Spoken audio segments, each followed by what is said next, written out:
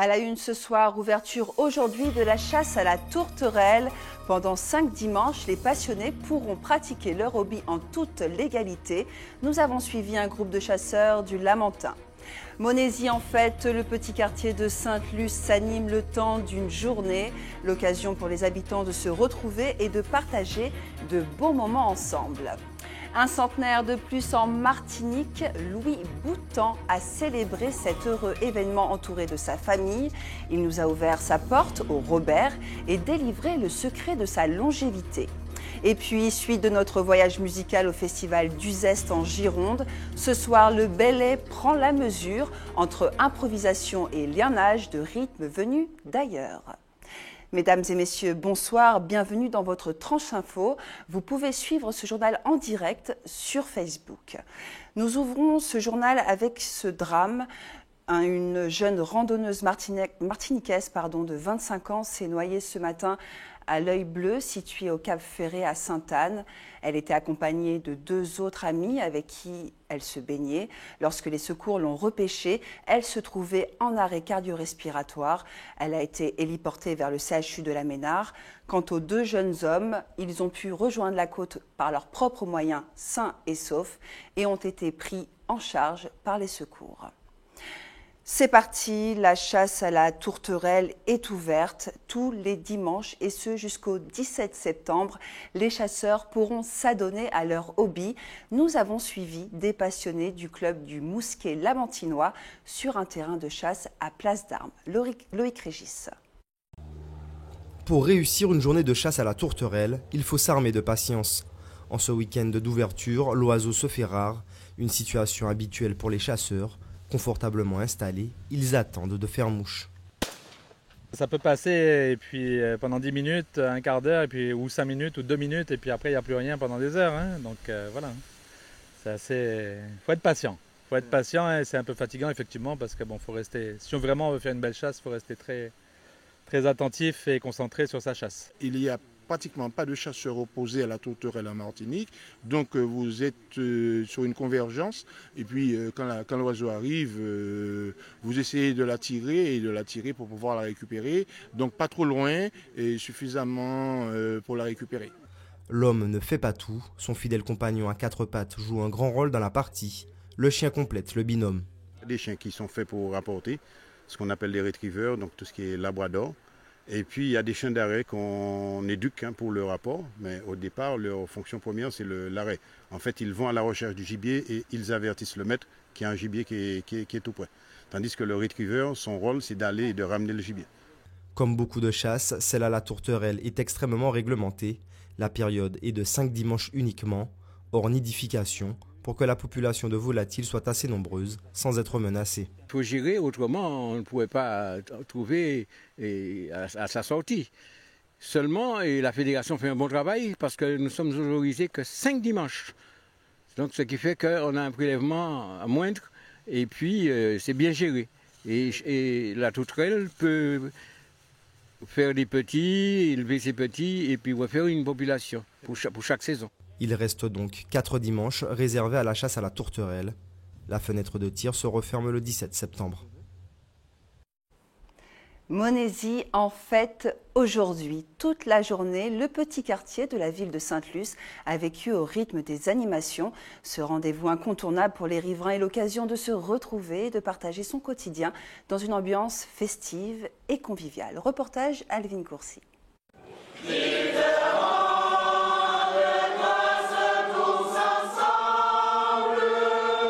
Après une course de VTT et la célébration de la messe, c'est sur les rythmes de ce groupe à pied lucéen que la fête s'intensifie pour le plus grand plaisir de tous.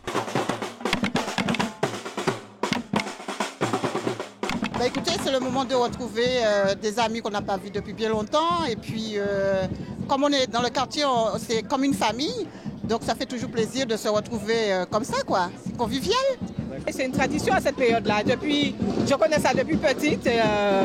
On attend ce moment-là, quoi. Ici, chacun se connaît comme une grande famille. Et pour savoir pourquoi le quartier Monésy s'appelle ainsi, il faut remonter à la 5e génération. L'explication que m'avait donnée ma grand-mère, l'un des tout premiers habitants du quartier, c'était son père qui s'appelait M. Monesi. Alors, pour faire un diminutif de Monesi, on l'appelait tout simplement, les habitués, les initiés l'appelaient Lamonzi. Mais Lamonzi, c'est tout simplement un diminutif de Monesi. Mais se rassembler est aussi l'occasion d'inaugurer ce nouveau terrain de volley qui sera mis à la disposition des jeunes pour un budget total de 100 000 €. L'équipe serait à reconstituer éventuellement, mais il y a une demande. Il y a une forte demande, surtout que nous avons les anciens comme moi qui avons laissé la place et la place qui est justement revenue aux nouveaux. Donc il y a pas mal de petites personnes, de petits jeunes du quartier qui sont demandeurs, qui voudraient justement apprendre à jouer au volleyball. Donc on va faire de façon à ce que la demande soit exaucée, quoi. Il n'est pas question pour les Monésiens de voir cette fête disparaître et chacun contribue à la perpétuer. C'est des moments où les générations se rencontrent, c'est des moments où les gens des quartiers se retrouvent. Et ça, c'est important parce que pour faire face aux difficultés, il y a aussi le partage, il y a aussi la convivialité. Un combat de coq et un défilé de mode ont clôturé la journée dans la bonne humeur, au rythme de la musique, pour que le bon vivre se perpétue dans ce petit quartier de Monesi. Un centenaire dans le quartier Pointe-Savane au Robert, Monsieur Louis Boutan a célébré son 100e anniversaire entouré de ses enfants, petits et arrière-petits-enfants. Accompagné de sa femme, il nous donne son secret de longévité. Alvin Courcy.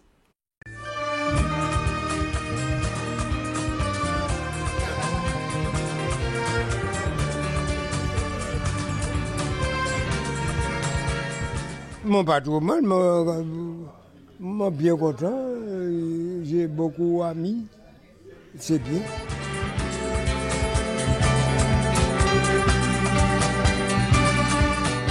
Il n'utilisait pas la brosse à dents, il utilisait du bicarbonate de soude, voilà des principes. Et quand tu vois qu'il a toutes ses dents, on se demande c'est quoi le secret.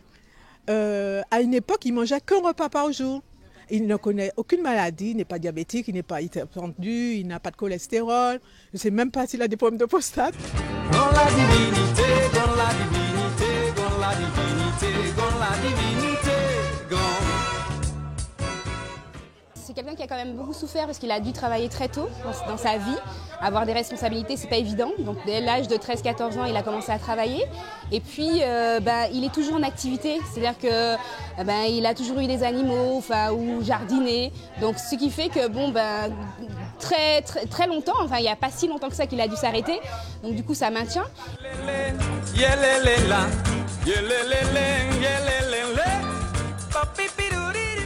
J'ai 7 enfants,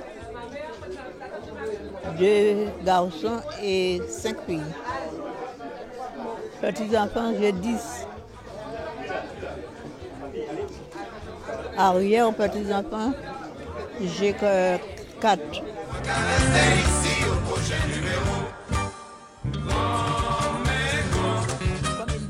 Il est toujours...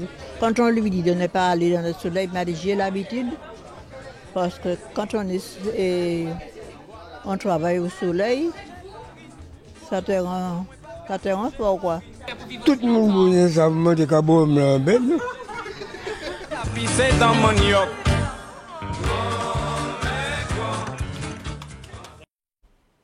Restez avec nous à suivre dans un instant nos invités Marilyn Mormain et Alain Dédé, les coprésidents de Tous Créoles. Nous parlerons de leur combat sur les traces de feu Roger de Jam. Et puis nous partirons en Guadeloupe découvrir l'exposition de près de 200 robes créoles anciennes. Mais avant, faire de nos différences une œuvre collective, voilà le leitmotiv de Tous Créoles. Cette association créée en 2007 par une soixantaine de Martiniquais descendants d'esclaves et descendants de colons esclavagistes prône la réconciliation de toutes les composantes de notre société. Le 13 juin dernier, ses 230 membres ont perdu l'un de ses cofondateurs et figure de proue, Roger de Jam. Moins d'un mois après, 2 nouveaux coprésidents ont été élus à la tête du mouvement. Nous les recevons ce soir. Bonsoir Marilyn Mormain, bonsoir Alain Dédé. Éric. Éric, ah excusez-moi, j'ai dit Alain. Éric Dédé, excusez-moi. Merci d'avoir accepté notre invitation. C'est votre frère, Alain. C'est mon frère, Alain. Voilà. Donc, je répète. Bonsoir Marielle. Bonsoir. Éline Mormin et Alain Dédé. Vous êtes donc tous les deux les co-présidents de Tous Créoles en Martinique. Première question à tous les deux, pourquoi une coprésidence dans ce mouvement? La coprésidence a été initiée dès l'origine. Au moment où l'association se constituait, Roger de Gérame et Gérard Darling-Canter ont voulu avoir une coprésidence pour justement marquer cette mixité entre descendants de colons et descendants d'esclavagistes pour pouvoir porter cette symbolique. Et c'est parti de là. Marie-Éline Mormin, vous coprésidez, vous, particulièrement la section de Paris. Les intentions de l'association sont les mêmes qu'en Martinique, je suppose, mais la manière diffère. Pourquoi et comment? Alors, il y a une section à Paris, et donc traditionnellement d'ailleurs, pour revenir à la coprésidence, le président de la section de Paris est le coprésident de l'association. À Paris, nous avons une façon différente de porter l'association parce que nous sommes sur un territoire différent, nous sommes en Europe, et l'association, la section parisienne est présente pour porter la voix de Tous Créoles au niveau national. Nous sommes en relation avec les institutions, nous créons des partenariats avec les autres associations ultramarines et nous avons justement dans ce monde cosmopolite un regard qui est différent puisque nous recevons non seulement des créoles mais également des métropolitains qui sont amoureux de la culture créole et qui viennent partager avec nous nos héritages. Alors d'ailleurs, bonne question, qu'est-ce que être créole à Paris et être créole en Martinique? Est-ce qu'il y a une différence d'après vous? Il n'y a pas de différence parce que la créolité, elle est globale. Donc déjà, définissons. La créolité, c'est déjà ce que ça n'est pas une identité. D'accord? C'est un Exactement, c'est un socle. On est caribéen, ça n'est pas une identité. Donc la créolité, c'est le socle sur lequel repose justement notre création, notre être, c'est-à-dire ce mix de populations qui se sont brassées et qui ont donné une culture, une langue, tous ces agrégats qui forment ce qu'on appelle la créolité. Alors justement, donc vous dites que ce n'est pas une identité, mais un socle commun. Pourquoi les descendants d'esclaves accepteraient plus ce socle que celui de la négritude? Alors, la négritude est... Alors, c'est très compliqué, votre question parce que la négritude, quand on regarde bien, quand on descend, la négritude est avant la créolité. Parce que la négritude, on est nègre, d'accord? Ensuite, il va y avoir ce brassage. Reste aussi, hein. On le reste, mais profondément. Mais le brassage ethnique va faire naître la créolité par nécessité, par besoin, par survie. On a créé une langue, on a créé une manière de faire à manger, on a créé une manière de prier, on a tout créé. C'est ça la créolité, c'est le fait de créer. Le mot créole vient du mot, de mot espagnol qui s'appelle créolio, créer sur place. Tout ce qui est créé sur place émane de la créolité. Je compléterai les propos d'Éric en disant que nous sommes issus, je considère que nous sommes issus d'une histoire douloureuse qui, par-delà les drames, a réussi à faire émerger justement une culture extraordinaire, à faire émerger des personnalités, à faire émerger donc des choses vraiment extraordinaires que nous portons aujourd'hui. Ce sont tous ces héritages que, à Tous Créoles, nous avons l'intention de mettre en exergue, de défendre et de permettre, afin de permettre par la suite la création d'une société, c'est vers là que nous allons, d'une société apaisée et solidaire. Donc ce socle de la créolité nous permettra de transcender justement les besoins. Vous ne pensez pas que votre objectif est un peu utopique entre les béquets et les descendants d'esclaves aujourd'hui dans notre société où il y a des je dirais que nous avons besoin de grandes ambitions pour faire avancer, même à pas mesurer, les mentalités. Il faut ces grandes ambitions. Si c'est une utopie, je vous répondrai, comme disait Césaire, c'est une utopie refondatrice. Parce qu'elle permet justement de voir très très très loin, de se projeter et de faire fi de tout ce qu'il y a comme barrière et de les transcender pour arriver là où on veut. C'est une nécessité, c'est vital pour l'existence. Alors, en 2015, Roger de Gérame disait, notamment sur ce plateau télé du JT, trouvait normal de célébrer l'arrivée des premiers colons aux Antilles, mettant ainsi de côté une page assez sombre de notre histoire, celle du génocide des Amérindiens. Vous n'êtes pas des descendants de colons esclavagistes. En prenant cette coprésidence, assumez-vous aussi cet héritage? Il faut tout assumer. C'est un principe. Roger de Chatham, c'est quelqu'un qui avait une vision. D'accord? Il avait une lecture des choses, il voulait transcender les choses. Et en ce sens, nous lui rendons un hommage et nous avons trouvé en lui quelqu'un qui était vrai. Et c'est ça qui est important. Maintenant, nous, en tant que descendants d'esclaves, nous allons agir de manière différente, probablement. D'ailleurs, nous avons tous notre personnalité. Et le logo de Tous Créoles, c'est bien faire de nos différences une œuvre collective. Ce que Roger a fait, nous n'avons pas à l'imiter. Nous avons à continuer à être créoles et à porter à notre manière cette créolité auprès de tout le monde, auprès de tous ceux qui sont adhérents. Dernière question à tous les deux. Quels sont les grands rendez-vous à Paris et en Martinique avec Tous Créoles? Alors, les grands rendez-vous à Paris, nous avons ouvert des cercles littéraires. Nous célébrons les auteurs créoles, notamment dans le cadre du Printemps des poètes. Et nous terminons l'année évidemment de manière festive avec le Chanté Noël. Et entre-temps, nous avons des sorties culturelles selon l'actualité cinématographique et culturelle créole.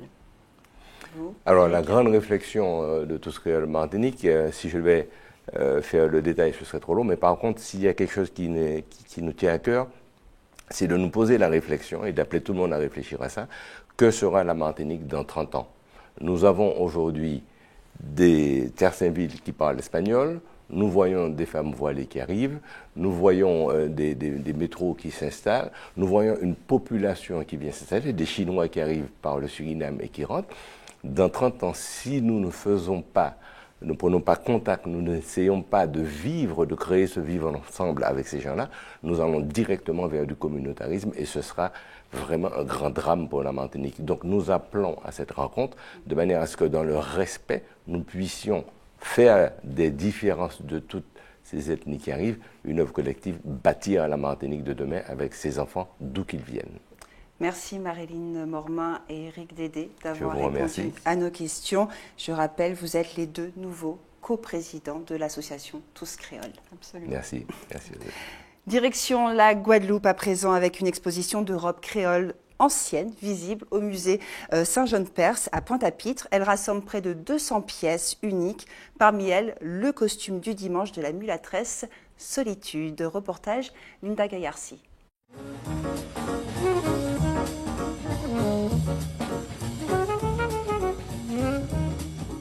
Au rez-de-chaussée du musée Saint-Jean-de-Perse, un salon créole d'époque.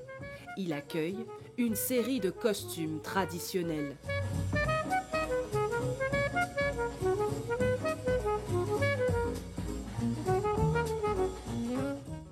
Se côtoie celui de la mulâtresse, le costume d'esclave du dimanche, ou encore la robe Gaulle à queue.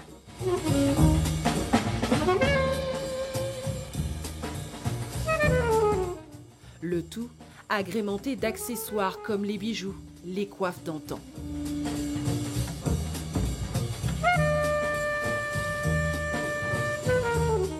Un de ces costumes date d'ailleurs de 1940, une robe à corps, très ancienne de visiteuse, noire et écrue.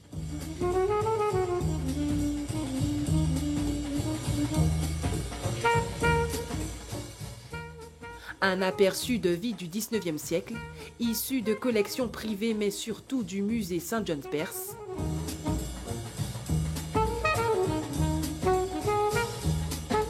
Une immersion au cœur d'un quotidien créole qui vaut le détour.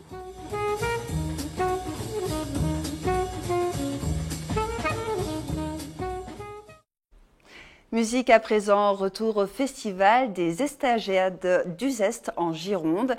Hier, nous vous présentions le concept de la manifestation. Ce soir, le Bélé résonne dans la petite ville et se met à l'improvisation. Des musiciens et chanteurs martiniquais se sont associés le temps d'un bœuf à des musiciens venus d'ailleurs. Objectif, investir de nouveaux espaces imaginatifs. Reportage Hélène Éloi Bézès. Bélia, la via. River dans la vie, pas trouver la clé, aïe aïe aïe. Bélia, la vie. Le chant Bélé inonde les rues d'Uzeste. Entrer dans ce village, c'est entrer dans un espace d'imagination. À Uzeste, des artistes, Des œuvriers, des musiciens interprètent les relations entre jazz, musique improvisée. Des artistes martiniquais participent à cette expérience. C'est la 3e fois que nous venons et c'est dans cette rencontre-là justement que s'est créé ce besoin de faire ce lionnage de musique improvisée et de faire éclore une autre musique à partir de l'art de l'improvisation. Amélia Totoblo, Amélia Totoblo, Amélia Totoblo, Madame Pagué manger Totoblo. Là-bas, sous les arbres, se prépare un événement improvision. L'idée est de faire émerger une autre tendance musicale. Je me retrouve à Uzès comme je me retrouve en Martinique. On aurait dit que c'est une petite Martinique. Et l'échange y est pour quelque chose. Parce que quand j'entends les jeunes dire qu'il y a eu la polka, il y a eu la valse, et d'autres disent que, ma foi, ils ont été éduqués en entendant la biguine, et bien ça c'est flatteur pour nous. Il est temps de monter sur scène. Belle femme là-haut, puis belle femme là-haut, Pauline Neyman, il y a la vie. Pour y chercher, pas picoter pour moi entrer. Il y a la vie. En vérité, la vie cache choisi. Je fermais les yeux pour vraiment être pénétré de la musique, me laisser balancer un petit peu. Et puis après, ben voilà, ça repartait. En fait, tout est rythme. Si on regarde bien, tout est rythme. D'ailleurs, l'artiste qui est intervenu, à un moment, quand il a passé le pinceau sur la feuille de tôle, ça faisait un rythme. Et les autres musiciens, automatiquement, l'ont accompagné au fur et à mesure.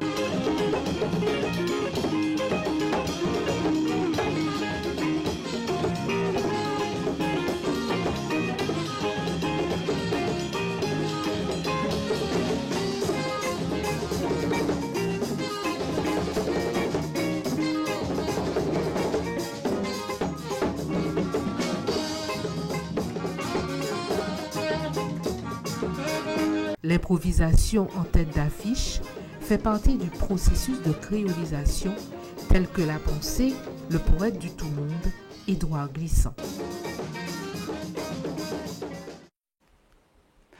Un œil comme chaque jour sur le planning de l'EFS. Demain, le camion de l'établissement français du sang sera stationné de 8h à 13h sur le parking du Carrefour Market au Gros Morne.